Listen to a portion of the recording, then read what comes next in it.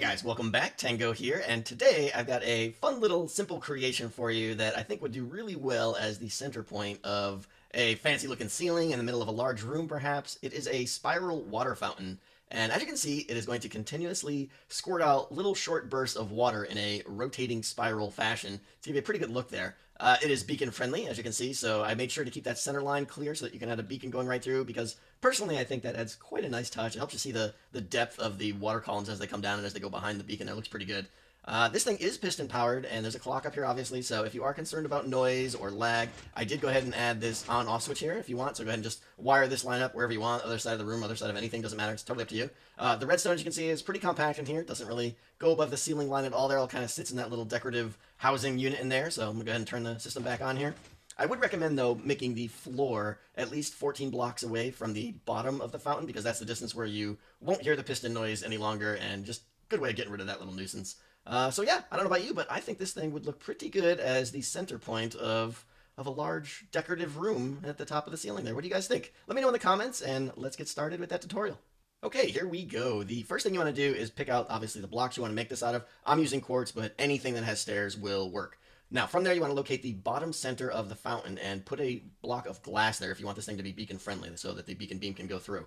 From there, now go ahead and come out 2 blocks just like this and put stairs on either side of that second block just like that. Regular stairs on top of those like that, and another block right there. Upside down stairs, temp block, upside down stairs, upside down stairs, upside down stairs, and go ahead and break that temp block. And now do that to all 4 sides.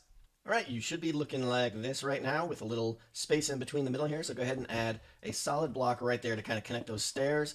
Right there, there, and there. And then at this point, I'm going to go ahead and just add a little ceiling here, just like this, and fill it all in. It doesn't really matter. This is obviously whatever you want this to be at this point. Could be, whatever ceiling design you want will work here. So let me just fill this in right here, like so.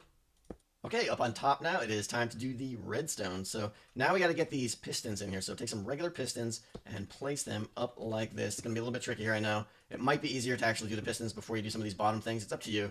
But you want to get 4 regular pistons facing down like that, flush with this inner ring right here so that it looks just like that. Go ahead and grab some repeaters now and put the repeaters in these spots right here. And some redstone dust connecting them all like that. Put them all on maximum tick like this.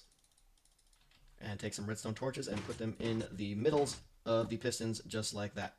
Okay, so far pretty simple stuff. We're going to go ahead and add the on-off feature now and wrap this thing up. So go ahead and grab some solid blocks and put them on top of each of the 4 downward-facing pistons.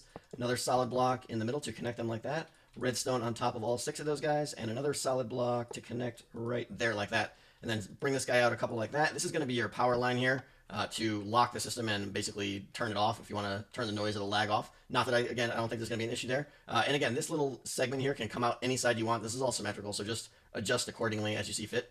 From there now, grab some dust and put it on any one of these corner blocks and add a wooden button next to it. This is going to be here to kind of prime the clock and get the system going. And the only other thing we got to do now is take a water source block and add it right down on the bottom here on top of the glass that we originally added as our first block. Go ahead and hit the button, and everything should start cycling around. Go ahead and check down here, and you should see it sometimes takes a little bit for the timings to get going, but once it does a full revolution, the timing should be good, and you should be looking at a working system that looks just like this. Now, you do have a couple options here. You can kind of play with the repeater timings if you want, maybe even try a stone button or something. There's a lot of little flexibility here, and what you'll get is variable rates. You'll change the frequency and the period of the water streams that are popping down here, so feel free to play with those. Maybe you want longer streams, maybe you want shorter streams. Completely up to you. But yeah, that's going to do it, guys. Thanks so much for watching, and if you enjoyed this tutorial and want to see more, let me know by hitting that like button. I really do appreciate it, and it helps me out. So I'll see you guys next time. Later.